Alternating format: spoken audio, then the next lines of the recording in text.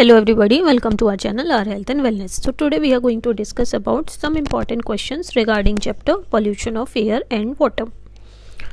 तो individual level पे हम एयर पोल्यूशन को कैसे कम कर सकते हैं?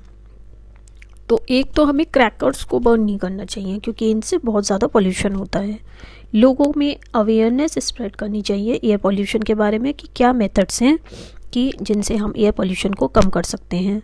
हमें क्लीन फ्यूल्स पर स्विच ओवर करना चाहिए जैसे CNG and unleaded petrol. Next question आ जाता है आपका, क्या डिफरेंसेस होते हैं between the polluted air and the pure air. Polluted air की बात करें तो इसमें कंटेमिनेंट्स बहुत ज़्यादा होते हैं, कई बार स्मेल भी थोड़ा सा स्मेल करती है. बट प्योर एयर की बात करें तो इसमें कोई भी कंटेमिनेंट्स नहीं होते हैं, कोई पॉल्यूटेंट्स नहीं होते हैं और इसमें स्मेल भी नहीं होती है. नेक्स्ट आ जाता है आपका, इसमें पॉल्यूटेड एयर में कुछ डिजीज़ कॉजिंग बैक्टीरिया वायरसेस हो सकते हैं, फंजाई भी हो सकते हैं, जबकि प्योर एयर में कोई जर्म्स नहीं होते हैं. नेक्स्ट आता है आपका, पॉल्यूटेड एयर में हार्मफुल गैसेस हो सकती हैं, क्लोरोफ्लोरोकार्बन्स हो सकते हैं, sulphur dioxide, nitrous oxide, sulphur trioxide, nitrous oxide, ozone, इस तरह का हार्मफुल गैसेस हो सकती हैं, जबकि प्योर एयर में कोई हार्मफुल गैसेस नहीं होती हैं. गैसेस होती हैं बट हार्मफुल नहीं होती. पॉल्यूटेड एयर में काफ़ी डस्ट भी होती है, स्मोक भी होती है और ट्रांसपेरेंट नहीं होती. उससे क्या होता है, जब पॉल्यूटेड एयर होती है तो आपकी विजिबिलिटी कम हो जाती है, आप दूर तक देख नहीं पाते. जबकि प्योर एयर की बात करें तो इसमें कोई डस्ट या स्मोक नहीं होती और आप दूर तक देख पाते हैं. पॉल्यूटेड एयर कई बार आंखों में इरिटेशन भी कर सकती है, लंग्स में सफोकेशन कर सकती है, जबकि प्योर एयर से ऐसा कोई इफेक्ट नहीं आता है. नेक्स्ट क्वेश्चन आ जाता है आपका, कौन से ऐसे मेथड्स हैं जिनसे वाटर कंटेमिनेट हो जाता है. तो जो फर्टिलाइजर्स हम यूज़ करते हैं उसमें बहुत ज़्यादा एक्सेसिव क्वांटिटीज़ ऑफ केमिकल्स होते हैं, तो वो एल्गी के लिए न्यूट्रिएंट्स की तरह काम करते हैं, जिससे वो फ्लरिश हो जाते हैं और वो जिसकी वजह से वाटर में ऑक्सीजन की डेफिशिएंसी हो जाती है. पेस्टिसाइड्स और वीडिसाइड्स जो हम यूज़ करते हैं पानी में डिज़ोल्व हो जाते हैं, वाटर बॉडीज़ में चले जाते हैं फील्ड से. इंडस्ट्रियल डिस्चार्ज हो सकता है, सीवेज हो सकता है, किचन वेस्ट है हमारा, जितना भी हाउस होल्ड वेस्ट है, इंडस्ट्रियल वेस्ट है, ये सब रिवर्स और स्ट्रीम्स को पॉल्यूट करता है और वाटर कंटेमिनेट हो जाता है. नेक्स्ट क्वेश्चन आता है, एसिड रेन के क्या इफ़ेक्ट्स होते हैं. तो जो गैसेस होती हैं हमारी, sulphur dioxide, nitrous oxide, nitrogen dioxide या फिर कार्बन डाइऑक्साइड, जब एक्सेसिव अमाउंट्स में होती हैं तो वो वाटर वेपर्स जो एटमॉस्फेयर में प्रेजेंट होती हैं उनसे रिएक्ट कर लेती हैं, जिससे डिफरेंट टाइप्स ऑफ एसिड्स बनते हैं, जैसे sulphuric acid, carbonic acid, nitric acid. तो ये एसिड्स बारिश के साथ हमारी ग्राउंड में आ जाते हैं, जिससे रेन एसिडिक हो जाती है. अब ये इस तरह की रेन जहाँ जहाँ फॉल करेगी वो वहाँ डैमेज हो जाता है. जैसे अगर कोई मॉन्यूमेंट है, ज़्यादातर मार्बल्स के बने होते हैं, तो उसको कोरोड कर देगी, जिसको हम मार्बल कैंसर के नाम से भी जानते हैं. इस तरह का बारिश का पानी अगर पानी रिवर्स में चला जाए तो एक्वेटिक एनिमल्स की लाइफ बहुत मुश्किल हो जाती है, क्योंकि पानी का पीएच चेंज हो जाता है, जिसमें एक्वेटिक एनिमल्स सर्वाइव नहीं कर पाते. क्रॉप प्रोडक्शन हमारा अफेक्ट होता है, एसिडिक सॉइल में क्रॉप्स ग्रो नहीं कर पाते हैं, सॉइल एसिडिक हो जाती है, जिसको फिर एल्कलाइन करना पड़ता है. एसिड रेन से हैवी मेटल्स जो होते हैं वो ग्राउंड वाटर में चले जाते हैं, जिससे ग्राउंड वाटर पॉइजनस हो जाता है. नेक्स्ट क्वेश्चन आ जाता है, ग्लोबल वार्मिंग क्या है. एक ब्रीफ आइडिया लेंगे ग्लोबल वार्मिंग का. तो ग्लोबल वार्मिंग ह्यूमैनिटी के लिए एक सीवियर थ्रेट की तरह है. होता क्या है, जो कार्बन डाइऑक्साइड है एटमॉस्फेयर में ऐड होती है ड्यू टू ह्यूमन एक्टिविटीज़. दूसरी तरफ हम देखते हैं कि फॉरेस्ट डिफॉरेस्टेशन होता चला जा रहा है, फॉरेस्ट कम होते चले जा रहे हैं. तो इससे क्या हो रहा है, एक तो हम कार्बन डाइऑक्साइड ऐड कर रहे हैं, ऊपर से फॉरेस्ट जो कार्बन डाइऑक्साइड को एब्जॉर्ब करते हैं उनको कम करते चले जा रहे हैं. तो इनसे क्या है, जो एटमॉस्फेयर में कार्बन डाइऑक्साइड का अमाउंट बढ़ता ही चला जा रहा है. अब कार्बन डाइऑक्साइड जब एक्यूमुलेट हो जाती है तो एक ब्लैंकेट की तरह काम करती है एटमॉस्फेयर में. इस ब्लैंकेट का काम क्या होता है, यह हीट को ट्रैप करती है. जैसे ब्लैंकेट में हीट ट्रैप होती है, इसी तरह से कार्बन डाइऑक्साइड भी हीट को ट्रैप करती है और उसको एस्केप होने नहीं देती. इससे क्या होता है, नेचुरल ग्रीन हाउस इफेक्ट आता है. तो हम देखते हैं कि एवरेज टेम्परेचर अर्थ का एटमॉस्फेयर धीरे धीरे बढ़ता चला जा रहा है। अब इसके क्या हार्मफुल इफ़ेक्ट हो सकते हैं? इससे हमारे फॉरेस्ट अफेक्ट होते हैं, हमारा इकोसिस्टम इफेक्ट होता है, आइस कैप्स मेल्ट होते चले जा रहे हैं, जिससे एक rise in sea water levels भी आ रहे हैं। तो रेनफॉल पैटर्न्स चेंज हो रहे हैं, एग्रीकल्चर पे इफेक्ट आ रहा है, प्लांट्स एंड एनिमल्स पे इफेक्ट आ रहा है, फॉरेस्ट कम होते चले जा रहे हैं, क्लाइमेटिक चेंजेस आ रहे हैं, आइसबर्ग्स मेल्ट हो रहे हैं।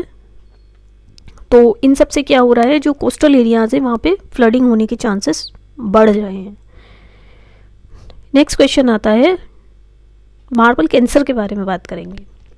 तो इसका एग्जाम्पल हो जाता है आपका ताजमहल। ताजमहल आगरा में लोकेटेड है, और होता क्या है, जो आसपास इंडस्ट्रीज़ हैं, जो भी फैक्ट्रीज़ हैं, वहाँ से पॉल्यूटेंट्स एमिट होते हैं, जैसे sulphur dioxide and nitrogen dioxide.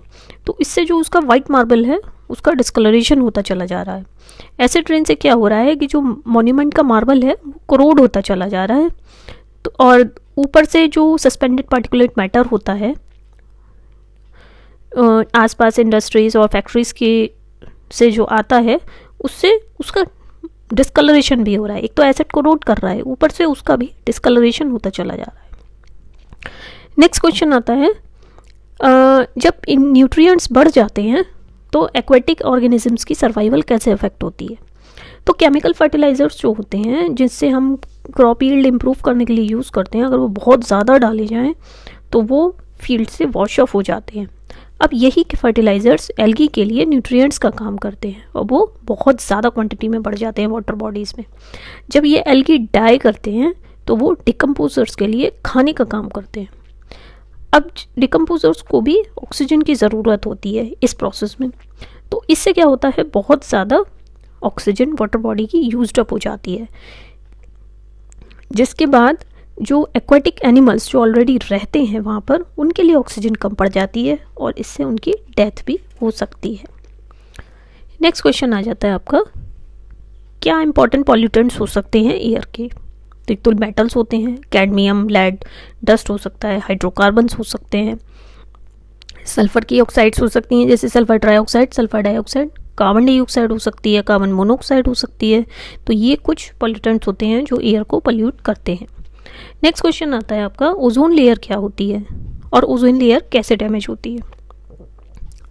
तो अपर एटमॉस्फेयर में, स्ट्रेटोस्फेयर में जो लेयर प्रेजेंट है, जो हमारी अर्थ को हार्मफुल अल्ट्रावायलेट रेज से बचाती है, दैट इज ओजोन लेयर। अब जो क्लोरोफ्लोरोकार्बन्स होते हैं, जिनको हम रेफ्रिजरेटर्स में यूज़ करते हैं, एरोसोल स्प्रेज में यूज़ करते हैं, एयर कंडीशनर्स में यूज़ करते हैं, वो ओजोन से रिएक्ट करके ऑक्सीजन बनाते हैं, जिससे उसका डैमेज हो जाता है। अंटार्कटिका के ऊपर और आर्कटिक सर्कल के ऊपर कुछ ओजोन लेयर की जो थिकनेस है वो काफ़ी कम हो गई है, और ये एक वार्निंग साइन है। नेक्स्ट क्वेश्चन आता है, स्मोक क्या होता है? तो जो फॉग लाइक एयर होती है एटमॉस्फेयर में, फॉग लाइक लेयर होती है एटमॉस्फेयर में, जो स्मोक और फॉग की बनी होती है, के कॉम्बिनेशन से बनी होती है, उसको हम स्मोक कहते हैं। नेक्स्ट क्वेश्चन आता है आपका, पोर्टेबल वाटर क्या होता है? तो ऐसा पानी जो प्योरीफाइड होता है, ड्रिंकिंग के लिए फिट होता है, इसको हम पोर्टेबल वाटर कहते हैं। नेक्स्ट क्वेश्चन आता है, गंगा एक्शन प्लान कब इम्प्लीमेंट हुआ था? तो 1985 में गंगा एक्शन प्लान इम्प्लीमेंट हुआ था। नेक्स्ट क्वेश्चन है, कौन सी ऐसी सिटी है जहाँ पर गंगा बहुत ज़्यादा पॉल्यूटेड है? That is Kanpur. Next question आता है, एयर पोल्यूशन को हम कैसे कम कर सकते हैं? तो एक तो हमें पेड़ लगाने चाहिए, कुछ इवेंट्स होते हैं जैसे वन महोत्सव, उनको ऑर्गेनाइज करना चाहिए जहाँ पे मल्टीपल ट्रीज हम प्लांट करते हैं। स्मोकलेस सोर्सेज ऑफ एनर्जी इस्तेमाल करने चाहिए, जैसे CNG, PNG। ऑटोमोबाइल्स को कम करना चाहिए, इनकी जो नंबर बढ़ता जा रहा है दिन ब दिन, उसको कम करना चाहिए, क्योंकि इस चीज़ को हमें ध्यान रखना पड़ेगा कि जितना ज़्यादा ऑटोमोबाइल्स होंगे उतना ज़्यादा एयर पोल्यूशन होगा, और इसके लिए हमें अपनी लाइफस्टाइल चेंज करनी पड़ेगी। हमें कार पूलिंग पर ध्यान देना चाहिए, पब्लिक ट्रांसपोर्ट यूज़ करनी चाहिए ज़्यादा से ज़्यादा, रादर देन इंडिविजुअल व्हीकल्स। दूसरा, हम इंडस्ट्रियल यूनिट्स को कम कर सकते हैं। कैसे कम कर सकते हैं? हमारे पास जो ऑलरेडी मटेरियल्स हैं उनको रीयूज़ करें, रिसाइकिल करें, रिकवर करें, रिड्यूस करें। तो इससे क्या होगा, हमारे नेचुरल रिसोर्सेज कंजर्व होंगे और जो इंडस्ट्रीज़ हैं उन पर लोड नहीं पड़ेगा, और जिससे इंटर्न एयर पोल्यूशन काफ़ी हद तक कम होगा। नेक्स्ट आ जाता है आपका वाटर पोल्यूशन कैसे होता है। तो सबसे पहले तो आ जाता है रिलीजियस रिचुअल्स। कई डिफरेंट रिलीजन्स में कुछ रिचुअल्स होते हैं जिससे कुछ हद तक वाटर पोल्यूशन होता है। कई बार डेड बॉडीज़ का डिस्पर्शन होता है या रिमेन्स होती हैं डेड बॉडीज़ की, उनको रिवर्स में हम डिस्पर्स कर देते हैं, जिससे वाटर पोल्यूशन होता है। हमें ऑल्टरनेटिव्स देखने चाहिए। कई बार बहुत सारे मटेरियल्स होते हैं जिनको हम पानी में डिस्पर्स कर देते हैं जब हम कुछ रिचुअल्स परफॉर्म कर रहे हैं, इससे वाटर डर्टी हो जाता है। नेक्स्ट होता है आपका डोमेस्टिक डिस्चार्ज, जो घरों से डिस्चार्ज आता है, सीवेज आता है, वो डिस्पोज ऑफ हो जाता है रिवर्स में, और अनट्रीटेड सीवेज से वाटर पोल्यूशन काफ़ी हद तक बढ़ जाता है। नेक्स्ट होता है आपका इंडस्ट्रियल डिस्चार्ज। बहुत सारे हार्मफुल एंड पॉइजनस केमिकल्स होते हैं जो कि बहुत सारी इंडस्ट्रीज डिस्चार्ज करते हैं, सीधे वाटर बॉडीज़ में डाल देते हैं, तो ये उसको डैमेज करते हैं, पानी को अनफिट कर देते हैं फॉर कंजम्पशन।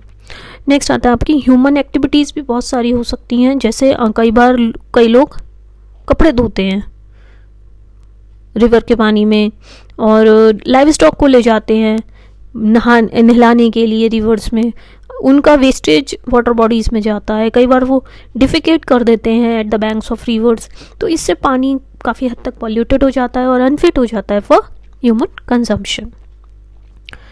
नेक्स्ट होता है आपका ड्रिंकिंग वाटर को हम कैसे प्योरीफाई कर सकते हैं। तो एक तो आपके बॉइलिंग हो सकता है, दूसरा क्लोरीनेशन हो सकता है जो कि केमिकल मेथड है, अल्ट्रावायलेट रेज से ट्रीट कर सकते हैं, जितने वाटर प्योरीफायर्स होते हैं उनसे अल्ट्रावायलेट रेज का सिस्टम होता है, यूवी सिस्टम होता है, जिससे बहुत सारे माइक्रो ऑर्गेनिज्म किल हो जाते हैं जो कि अल्टीमेटली बहुत सारे फैटल डिजीजेस का रीज़न बन सकते हैं। कई बार फिजिकल मेथड्स होते हैं, फिल्ट्रेशन है, सेडिमेंटेशन है, इनसे आप इम्प्योरिटीज़ को रिमूव कर सकते हैं। नेक्स्ट क्वेश्चन आ जाता है आपका गंगा एक्शन प्लान की जो एम है वो क्या है। तो रिवर्स को बचाना ही इनका एम है ताकि और ये कैसे हो सकता है, पोल्यूशन लेवल कम करके। नेक्स्ट होता है एयर और वाटर पोल्यूशन को हम कैसे कम कर सकते हैं। तो वाटर पोल्यूशन के लिए हमें क्या करना है कि सीवेज और इंडस्ट्रियल वेस्ट को वाटर बॉडी में रिलीज़ करने से पहले उसको ट्रीटमेंट करना चाहिए। नेक्स्ट होता है अवेयरनेस स्प्रेड करनी चाहिए लोगों में रिगार्डिंग वाटर कंजर्वेशन, रिसाइकिल करना चाहिए, रीयूज़ करना चाहिए, रिड्यूस करना चाहिए, रिकवर करना चाहिए। इससे नेचुरल रिसोर्सेज पे लोड कम होगा और हम कुछ हद तक वाटर पोल्यूशन को भी कम कर सकते हैं। नेक्स्ट होता है आपको फर्टिलाइज़र्स का लिमिटेड क्वांटिटी में इस्तेमाल करना चाहिए, कम से कम फर्टिलाइज़र्स हमें इस्तेमाल करने चाहिए। नेक्स्ट होता है एयर पोल्यूशन हम कैसे कम करेंगे। एयर पोल्यूशन के लिए हमें क्लीन फ्यूल्स के ऊपर स्विच ऑफ करना चाहिए, जैसे पीएनजी, सीएनजी या फिर अनलेडेड पेट्रोल। क्रैकर्स नहीं चलाने चाहिए। लोगों में अवेयरनेस क्रिएट करनी चाहिए अबाउट एयर पोल्यूशन, और व्हीकल्स की रेगुलरली मेंटेनेंस भी करनी चाहिए। नेक्स्ट क्वेश्चन आता है आपका पोल्यूशन कंट्रोल के क्या मेथड्स हम यूज़ कर सकते हैं। तो जो एक हो जाता है आपका सीवेज और स्लज ट्रीटमेंट मेथड्स इस्तेमाल करने चाहिए, उनके बारे में अवेयरनेस स्प्रेड करनी चाहिए। जो फर्टिलाइज़र्स हैं, हर्बिसाइड्स हैं, वीडीसाइड्स, पेस्टिसाइड्स, उनको बहुत ही जुडिशली यूज़ करना चाहिए। और कुछ प्लांट्स ऐसे होते हैं जो पॉल्यूटेंट्स का लेवल काफ़ी कम कर देते हैं, तो ऐसे प्लांट्स की हमें ग्रोथ को प्रमोट करना चाहिए। अब जैसे हम लोग हैं, हम सबके घरों पर छत होती है, तो उन छतों पर हम गार्डन बना सकते हैं जिसमें बहुत सारे पेड़ पौधे उगा सकते हैं, पौधे तो उगा ही सकते हैं। तो इससे कुछ हद तक हम ग्रीन हाउस इफेक्ट को भी कम करेंगे और कुछ हर इंडिविजुअल को कुछ ना कुछ कंट्रीब्यूशन ज़रूर करना चाहिए। वेस्ट की रिसाइकलिंग करनी चाहिए, गोबर गैस प्लांट होते हैं या फिर स्मोकलेस चूल्हा इस्तेमाल करना चाहिए। जो सॉलिड ऑर्गेनिक वेस्ट होते हैं जैसे गार्बेज होता है सिटी का या फीकल मैटर होता है, उसको मैन्योर कॉम्पोस्टिंग में ज़्यादा स्ट्रेस देना चाहिए। नेक्स्ट क्वेश्चन आता है ओजोन लेयर की क्या डिप्लीशन के क्या इफ़ेक्ट हो सकते हैं।